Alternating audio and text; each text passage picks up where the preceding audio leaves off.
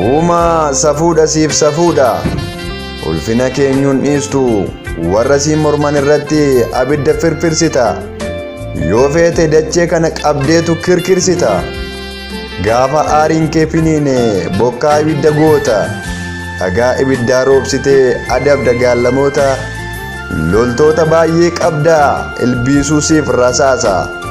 waan dhoksaatti godhame ija keetiin argita eenyu sitti basaasa ajaja kee dhaga'ee fatteenu duula dhaqe Sodoomiif Gamoraanu bokkaa ibiddaatiin baqe yoo fedhe qilleensatu abidda ta'ee kaata yoo barbaaddes ajaja kee dhaga'ee bineensatu nama nyaata gamoo addunyaan arra ittiin ka'ee dhaadatu laficha situ uume kan keerra kan dhaabatu qilleensi namni jiraachuuf gad baasee ol fudhatu harka keeti kan uume namarra baan dubbatu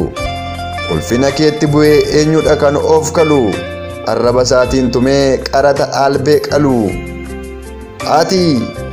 ati silas uumaadha uumamni sin hoogganu